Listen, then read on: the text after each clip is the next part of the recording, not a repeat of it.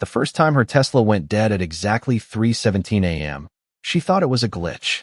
I knew it was a confession. The sharp pop of overloaded current cracked through the quiet like a snapped branch, followed by a soft electronic whine dying into silence. And then her voice, tight, confused, cutting through the still air outside my window, while the faint smell of heated wiring drifted through the screen like a warning I'd been waiting weeks to hear. I didn't move, didn't even blink, just stood there in the dark of my living room with my phone steady in my hand, camera rolling, watching the glow from her driveway flicker out as her $80,000 Tesla sat lifeless at the end of a cable that was never supposed to be there. And that's when I knew every single detail I'd been tracking. The numbers, the logs, the quiet dips in power had finally lined up into something undeniable. My name is Ethan Cole, and 6 months ago, after a divorce that took more than half of what I'd built, I installed that solar system myself. Every panel bolted down under the Texas sun, every wire run clean and tight like my old man taught me, because when you've spent 20 years working as an electrician, you learn real quick that energy isn't just power. It's money, it's survival, it's the difference between staying afloat and sinking quietly while nobody notices. That system wasn't some eco-friendly hobby, it was my lifeline, feeding a modest 1,600 square foot house, a small battery backup, and just enough excess to keep the bills low and my head above water.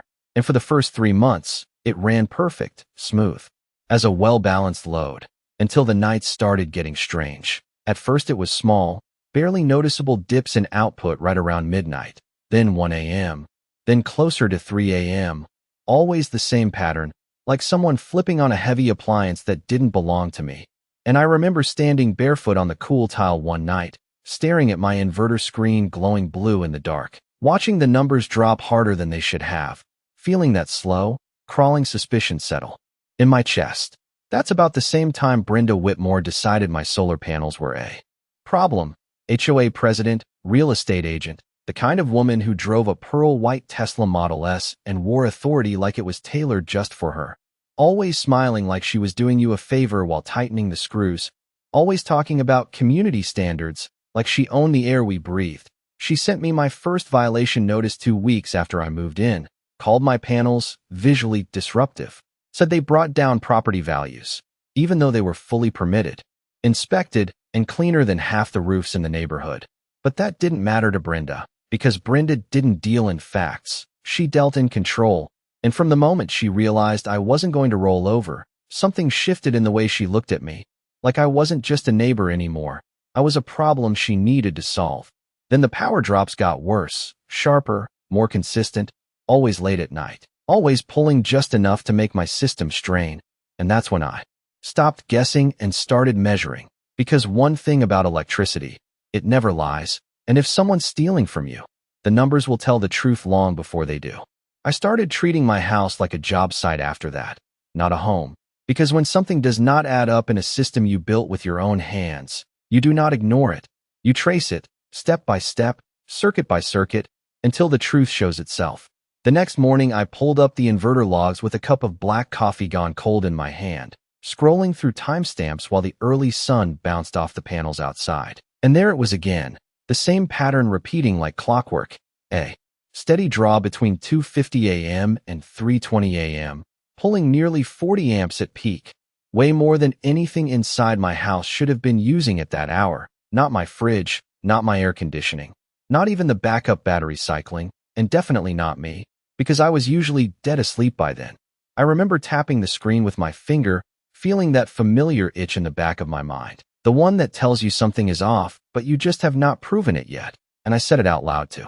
An empty kitchen, somebody is taking power that does not belong to them. That was the moment this stopped being an inconvenience and started becoming a problem I needed to solve. Over the next few days, I installed a secondary clamp meter on the main output line, ran a separate data logger, and cross-checked everything against the inverter's internal records, because numbers do not lie but bad readings can, and I wanted this airtight. And what I found tightened the knot in my chest even more. The draw was not random, it ramped up, gradually, peaked, then tapered off like a controlled load, like something charging, something big. That is when my eyes drifted across the street to Brenda's driveway. To that pristine Tesla that she polished like it was part of her identity, always parked nose out, always plugged in during the day, but never at night, at least not where anyone could see. The thought hit me slow but heavy, like a breaker flipping into place, and I did not like it. Not because it was complicated, but because it was simple. I stepped outside that evening just before sunset, the air still warm, the smell of cut grass lingering, and walked the edge of my property line like I was inspecting a fault line, eyes scanning the ground, the fence, the shadows between houses. And that is when I noticed something that had not been there before, a thin black cable tucked low along the side fence, almost invisible unless you knew what to look for, running from the direction of my utility box toward hers, disappearing beneath a cluster of decorative shrubs that had suddenly been planted a week ago. I crouched down, brushed the leaves aside, and felt the insulation between my fingers, still warm from current, and for a second everything went quiet, like the world had stepped back to let the realization land clean. She had not just been complaining about my system, she had been using it, quietly, methodically, like it was hers to take. I leaned back on my heels, staring at that cable, and instead of anger, I felt something colder, something more focused, because this was not a mistake, this was a pattern, and patterns can be predicted, measured, and most importantly, used. I did not pull the cable, I did not confront her, I did not even cut the line, because people like Brenda do not stop when you catch them. They just get smarter, and I needed her to believe she was still in control. That night, I went back inside, opened up my system settings, and started mapping out every possible way she could be drawing from me, every safeguard, every threshold, every limit that kept my system stable. And I began to understand exactly how far I could push it without breaking anything on my side, and that is when the idea started forming, slow and precise, like a blueprint unfolding, because if she wanted to pull power from my system, then I was going to let her. I was just going to decide exactly how that story ended. I did not sleep much that night, because once you see a system being exploited, your brain does not shut off. It starts building solutions whether you want it to or not. And by sunrise, I was already back in the garage with my tools laid out across the workbench, the faint smell of dust and warm metal hanging in the air, while the inverter hummed quietly in the background like it knew something was about to change. I pulled up the system interface on my tablet and began digging into the advanced settings most homeowners never touch: load thresholds, voltage ceilings, safety cutoffs, all the guardrails designed to keep everything running smooth and predictable. And I studied them the way I used to study blueprints on job sites, looking for where control could be shifted without breaking code or risking damage to my own equipment. Because here is the thing about electricity, it is not about force, it is about balance. And if someone leans too hard on a system that is not designed for them, the system does not fight back, it simply stops cooperating. I spent the next 2 days upgrading my setup piece by piece, installing a secondary monitoring relay, calibrating my smart inverter to log more granular data, and most importantly, setting a dynamic load response that would allow the system to supply power normally up to a certain threshold. Then tighten the output curve just enough that any excessive draw would trigger a controlled shutdown sequence, not a surge, not anything dangerous, just a clean, precise refusal to keep feeding something that did not belong. I also mounted 2 additional cameras, one facing the side fence where I had found the cable, another angled toward Brenda's driveway, both hidden in plain sight, both feeding directly into my phone with timestamp overlays that could not be argued with.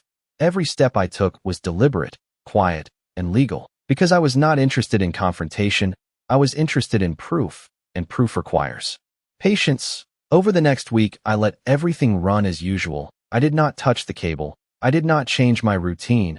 I even waved to Brenda when I saw her checking her mail, her smile tight and practiced like always, as if nothing was happening, as if she had not been pulling energy from my system night after night without a second thought. And every night right on schedule, the logs lit up again, the draw creeping in just before 3 in the morning, climbing steadily as her Tesla drank from a source she assumed was invisible. And I watched it all from my phone, sitting in the dark with the screen casting a pale blue glow across my hands, recording everything, every watt, every second, every pattern locking into place. By the end of that week, I knew exactly how much power she was taking, exactly how long she needed to charge, and exactly when she would plug in. Because people who think they are getting away with something tend to get comfortable, and comfort makes them predictable. I stood in my kitchen one night, staring at the live feed, listening to the soft hum of the system adjusting itself, feeling that steady calm settle in. Because the plan was no longer an idea, it was ready. All I had to do was wait for her to do what she always did, and let the system respond exactly the way I designed it to. By the second week, it stopped feeling like I was reacting to a problem and started feeling like I was running an experiment, because every night followed the same script, and every variable was exactly where I needed it to be. The air outside had that dry, late summer stillness to it, the kind where even the smallest sound carries, and I would sit at my kitchen counter with the lights off, watching the live feed from my cameras while the system dashboard glowed steady in the corner of my tablet, numbers flat and quiet until right on cue. 2:53 a.m., the first flicker, a slight dip in output, then a gradual climb in load like someone easing their foot onto the gas pedal. I could almost picture it without even looking, Brenda stepping out in her robe, glancing around the cul-de-sac like she owned the silence, then reaching down to connect that hidden line she thought nobody knew about, confident, consistent, and completely unaware that every second was being recorded. The system responded exactly the way I designed it to, smooth delivery at first, no resistance, no warning, just enough power flowing to keep her comfortable, to keep her routine intact, because the key to a clean trap is letting the other person believe nothing has changed. I leaned back in my chair, listening to the faint hum of current moving through the walls, feeling the rhythm of it like a pulse, steady, controlled, building toward a limit only I could see. The numbers climbed higher than they ever had before, pushing closer to the threshold I had set, and I remember glancing at the clock, watching those minutes stretch out, knowing this was the night she would go just a little too far, because her pattern had been shifting, longer sessions, heavier draw, like she was trying to squeeze more out of something she never paid for. My phone buzzed softly as the system flagged the approaching limit, a quiet notification that felt louder than any alarm, and I tapped the screen, bringing up the live data, watching amperage and voltage dance right along the edge of what the system would tolerate. Outside, the camera feed showed her driveway lit faintly by the charging indicator on her car, that soft pulsing glow reflecting off the polished surface like a heartbeat she thought she controlled. I did not touch a thing, not a switch, not a setting, because everything was already in motion, every parameter locked in, every safeguard aligned to do exactly what it was supposed to do. Then it happened, not all at once, but in a clean, precise sequence. The load crossed the line. The system tightened, output restricted, and within a second that steady hum shifted into a sharp, controlled cutoff, a quick electrical pop followed by silence, so complete it felt like the whole neighborhood held its breath. The charging light on her car blinked out, the faint glow disappearing like someone flipped a switch on reality itself, and a second later her porch light snapped on, flooding the driveway in yellow as she stepped out, confusion written all over her posture, looking down at the cable, then at her car, then around the street like the answer might be hiding in the dark. I stood there watching through the screen, the cool glass of the phone against my palm, feeling that calm settle deeper, because nothing had failed, nothing had broken. The system had simply done what it was designed to do, and for the first time since this started, she was the one left without control, standing in the quiet with a dead connection and no idea that every move she made from that moment on was being captured in perfect, undeniable detail. She froze there for a second, just staring at the dead cable in her hand like it had betrayed her, and even through the grainy night vision on my screen, I could see the shift in her posture. That tight confidence she always carried suddenly slipping into something sharper, something uncertain. She stepped closer to the car, tapped the charging port, unplugged, and plugged it back in like that would somehow reset reality. But nothing happened. No light, no hum, just silence pressing in around her, like a wall she could not push through. I watched her glance up and down the street again, slower this time, more deliberate, like she was trying to make sure nobody had seen what just happened. And that was when she crouched down near the shrubs, reaching for the cable she had hidden so carefully, pulling it free inch by inch until the full length of it was exposed, black against the pale gravel, undeniable. My cameras caught every angle. The way her hands moved quick and practiced, the way she checked the connection point along my fence line. And for the first time since this started, She looked nervous, not angry, not entitled, just uncertain in a way that did not fit the version of herself she showed during the day. I stayed completely still inside, barely breathing, the quiet hum of my system now replaced by the faint buzz of standby mode. Everything stable, everything recorded, because this part mattered more than anything else, not the cutoff, not the inconvenience, but the reaction, the moment where intent becomes visible. She stood up slowly, holding the cable like she was deciding what to do with it, and then she did something that told me everything I needed to know. She did not leave it where it was. She did not pretend it had always been there. She gathered it quickly, coiling it tight, and dragged it back toward her side of the fence, disappearing behind the shrubs with that same urgency people use when they realize they have been caught, even if they do not know how. A minute later, her porch light clicked off, her driveway went dark again, and the street returned to that same still silence like nothing had happened. But my phone screen told a different story, timestamps stacked in the corner, data logs still updating, video files saving one after another, clean, precise, impossible to argue with. I exhaled slowly, feeling the tension in my shoulders finally loosen, not because I was relieved, but because the waiting part was over, the unknowns were gone, and everything I needed was sitting right there in front of me, recorded in high definition and backed by hard data that did not care about opinions or excuses. I set the phone down on the counter and looked at the system dashboard one more time. Every number back within normal range, every safeguard intact, nothing damaged, nothing out of place, exactly the way I planned it. And I remember thinking how quiet it all was, how something that had been building for weeks ended not with chaos, but with a simple, controlled stop that left her standing in the dark holding the evidence herself. The next morning, the sun came up, like it always did, casting clean light across the panels on my roof. And for the first time since I noticed those power drops, the overnight logs were flat, no dips, no spikes, no hidden draw creeping through my system, just steady production and steady balance, like the house had taken a full breath after holding it too long. I poured my coffee, stepped outside, and looked across the street at Brenda's driveway, her Tesla sitting there clean and silent, and she was nowhere to be seen. But I knew she was inside, probably staring at that same car, trying to figure out what went wrong, trying to rebuild the story in her head in a way that made her the victim again, and that was the part she had not realized yet. The system did not just cut her off, it exposed her, and now all I had to do was decide exactly when and how to let the rest of the world see it too. The hardest part was not catching her, it was deciding what to do next, because once you have proof, real proof, the kind that lines up second by second with clean data and clear footage, you cannot just ignore it and go back to normal like nothing happened.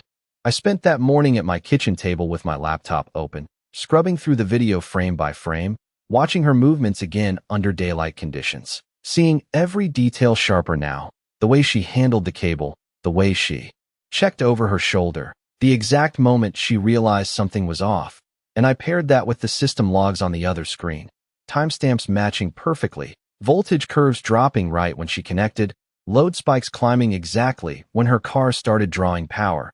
Everything syncing together like a report you could hand to anyone, and they would understand what they were looking at without needing an explanation. I exported copies, backed them up, labeled everything carefully. Because documentation is not about emotion, it is about clarity, and I wanted this as clean as possible. By noon, I had a folder sitting on my desktop that told the entire story without a single word, just data and evidence speaking for themselves. I leaned back in my chair, the soft hum of the air conditioning filling the room, and thought about how this would play out. Because confronting someone like Brenda directly would only give her room to twist things, to deny, to deflect, and I had seen that playbook before, so instead I did what I knew would matter more. I called the utility company. The representative on the line had that calm, professional tone of someone who had heard every kind of complaint, but when I explained that I had recorded evidence of unauthorized power draw tied to a residential solar system, her voice shifted slightly, more attentive, more precise, and she walked me through the process of submitting a formal report, asking for load data, timestamps, any physical evidence of tampering, and I told her I had all of it, organized and ready. She gave me an email address and a case number, and within 15 minutes everything was sent, files attached, logs included, Video clips trimmed to the exact moments that mattered. After that call, the house felt different, quieter in a way that was not just physical but final, like a line had been crossed that could not be undone. The rest of the day passed slow, steady, normal on the surface. But underneath it there was that constant awareness that something was already in motion, something outside of my control now, but built entirely on what I had set up. Late in the afternoon, I stepped outside to check the panels, more out of habit than necessity, and the sunlight hit the glass just right, reflecting clean and bright, nothing out of place, everything working exactly as it should. Across the street, Brenda's house looked the same as always, perfectly maintained. Nothing to suggest what had been happening just a few feet away from her front door. But I knew better now, and more importantly, so would someone else soon. I went back inside, set my phone on the counter, and let the system run, steady and balanced, because there was nothing left for me to adjust, nothing left to prove. The rest of this was just waiting for the moment when the truth would no longer be contained on my screen, but would step out into the open where it could not be ignored or rewritten. The call came 2 days later, just after 9 o'clock in the morning, while I was tightening a junction box out in the garage, the metallic click of the screwdriver echoing softly as my phone buzzed against the workbench. I wiped my hands on a rag, picked it up, and saw the utility company number on the screen, and for a second everything slowed down, not because I was nervous, but because I knew this was the moment where everything I had documented was about to leave my control and become something official. The voice on the other end was calm, precise, the same representative I had spoken to before, and she did not waste time. She confirmed my case number, referenced the files I had submitted, and then said something that settled everything into place. They had verified irregular load activity consistent with unauthorized external draw, and they were dispatching a field technician to inspect the connection point. I leaned against the bench, listening to her outline the process, the inspection, the documentation, the potential consequences, all laid out in clear, measured terms that did not leave room for interpretation. By the time the call ended, I had a scheduled window for that afternoon, and a quiet certainty that this was no longer just my problem to prove. The hours leading up to it felt stretched, every sound sharper, every minute slower, and I found myself glancing out the front window more than usual, watching the street carry on like any other day, cars passing, neighbors walking dogs, nothing on the surface hinting at what was about to unfold.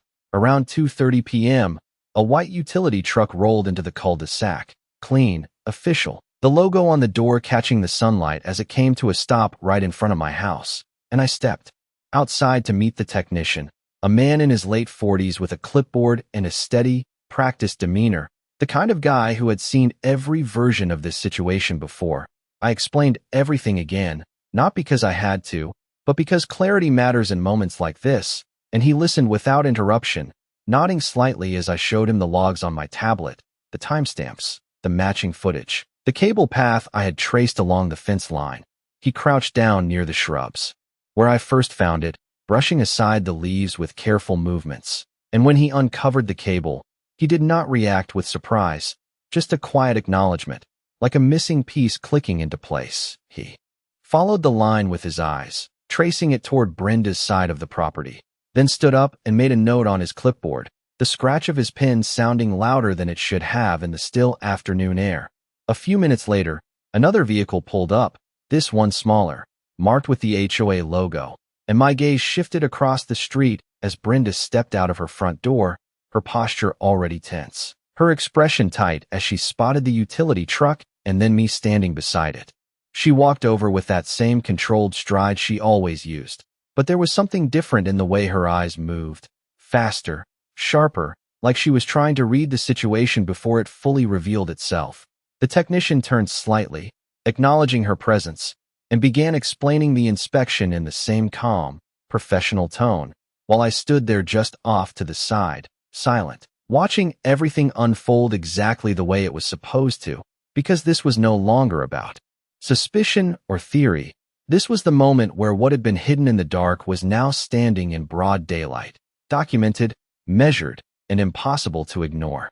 Brenda's smile came out first, that same polished, practiced expression she used at HOA meetings, but it did not reach her eyes this time, not with the technician standing between us and a clipboard already filling with notes. She crossed her arms lightly, posture controlled, voice smooth as she asked what exactly was going on, and the technician answered in that calm, measured tone, explaining that there had been a report of a regular energy draw and they were verifying a potential unauthorized connection. No accusations, no raised voices, just facts laid out one piece at a time like a blueprint she could not interrupt. I watched her glance down toward the shrubs for half a second, just long enough to confirm what she already knew was there, then back up again, her expression tightening just slightly before settling back into that composed mask. The technician knelt again and carefully pulled more of the cable into view, not yanking it, not making a show of it, just exposing it inch by inch until the full path was visible, running clean from my side of the fence straight toward her property. And when he stood up, he did not look at me. He looked at her, holding the line in his hand like a question that did not need to be asked out loud. She tried to respond, something about shared infrastructure, something about misunderstanding, but the words did not land the way she wanted them to, not with the cable right there, not with the timestamps and logs already submitted, not with the technician calmly noting everything down without reacting to her tone. I stayed quiet, hands at my sides, feeling the weight of the moment settle in, not dramatic, not explosive, just steady and final, like a switch that had already been flipped.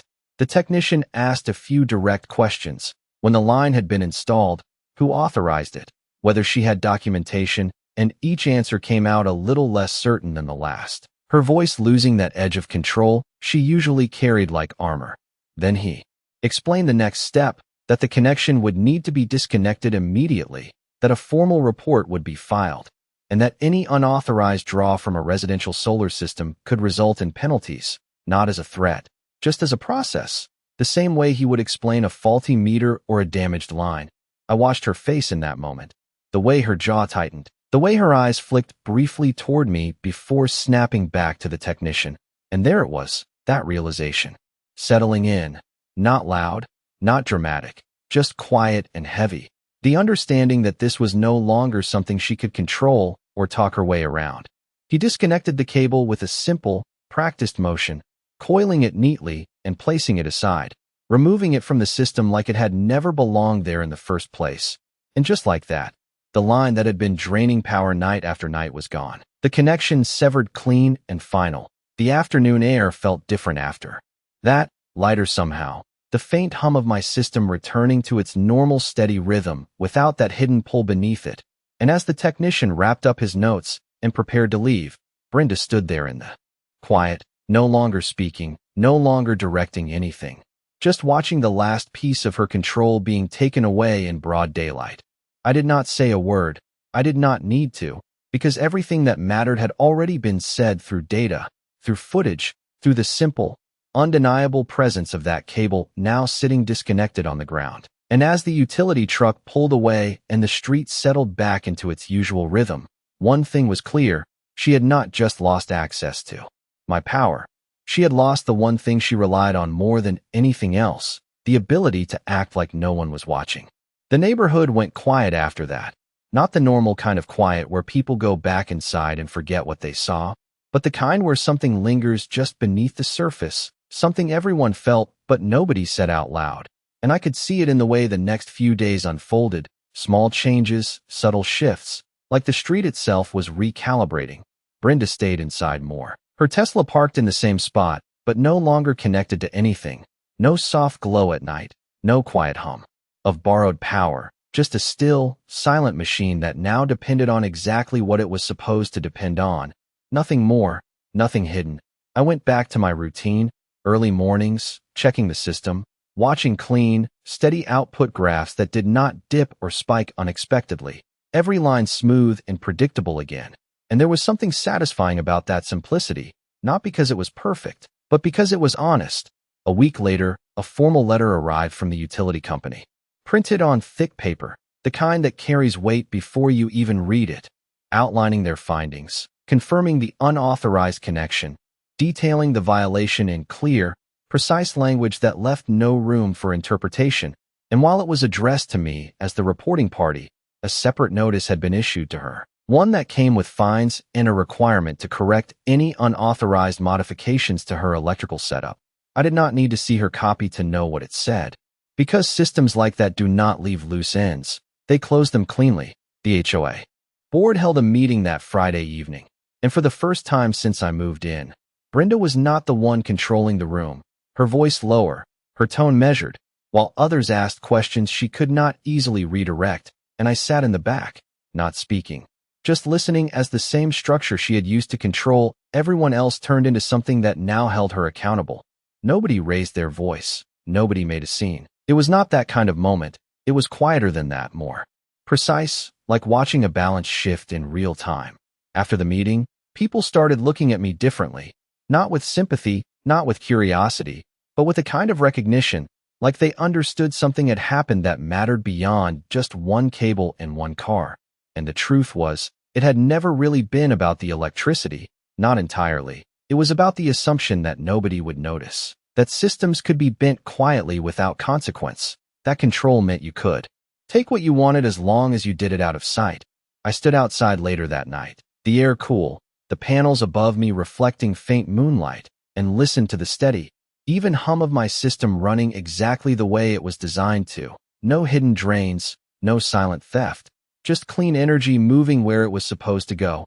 Across the street, her house was dark, no movement, no noise, just stillness. And I realized something then, something simple but solid, the kind of thing you only really understand after you have seen it play out. Justice does not have to be loud to be final. It does not need confrontation or spectacle. Sometimes it is just a system doing exactly what it was built to do, recording, measuring, and eventually shutting down anything that does not belong. And when it happens, it leaves everything exactly where it should have been all along.